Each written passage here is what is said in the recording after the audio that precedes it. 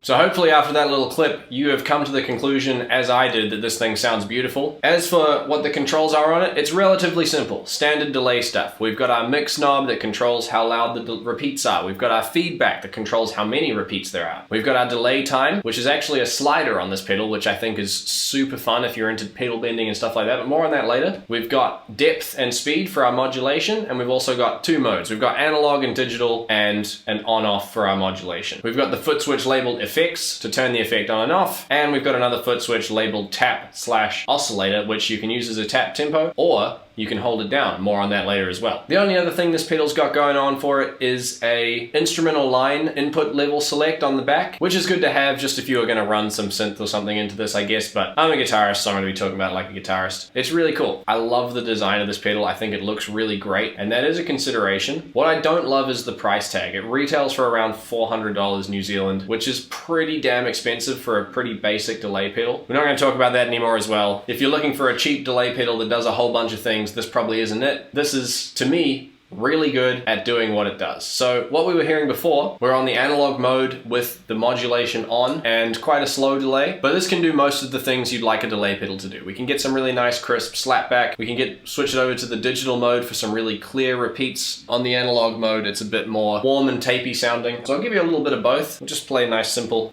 E minor. So that's our analog mode. Heaps of repeats on there at the moment. I'd probably never set it like that if I had a band behind me, but I don't, it's just me. So I click it over to the digital mode, that little light goes off and our repeats are much more crisp and clear.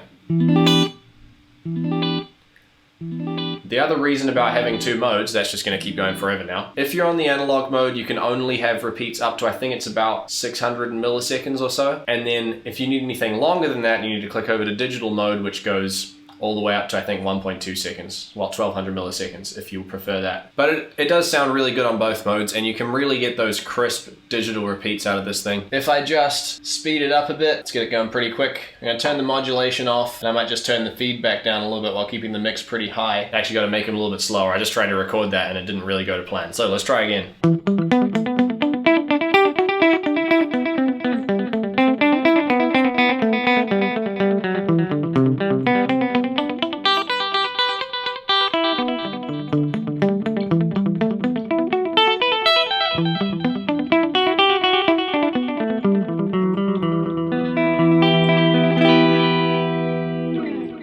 And of course, if we want, we can really turn that tempo up super high and get some really nice slapback kind of things going on.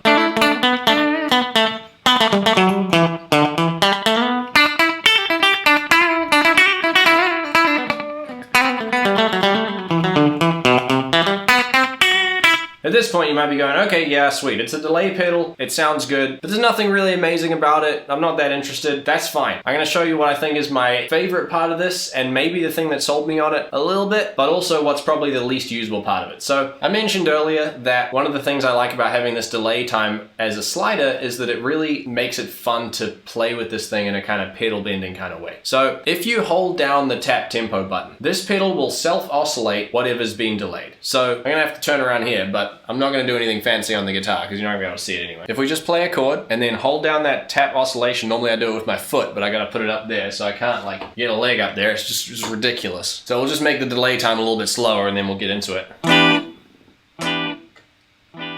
So I'm holding it down. And there we go. That's gonna go for as long as I hold this thing down. And then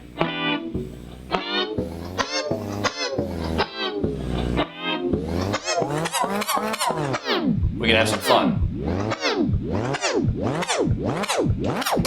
Which is fantastic. I could do that all day. The other thing I should mention about this is that it behaves differently in the analog and digital modes. In the analog mode, it will scare you. And by scare you, I mean keep getting louder and louder and louder and louder because it's giving itself a feedback loop, right? I'm just gonna play one note, just gonna make it simple.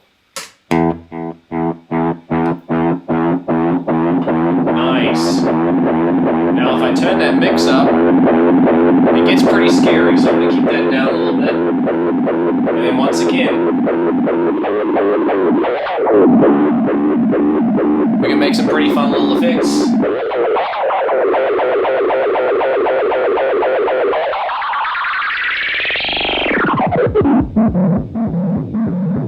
Tell me that's not great. Come on now. I just realized my hand's probably covering the pedal for a lot of it, but that's fine, you get the idea. So, that's my favorite pedal. I love it. It sounds great. It's got beautiful modulation. It's really simple to use. It's intuitive. It's got a slider on it for doing silly things like what I've just done. I'm gonna play a little bit more, and you can decide for yourself if it's worth picking one up. I'll see you next time.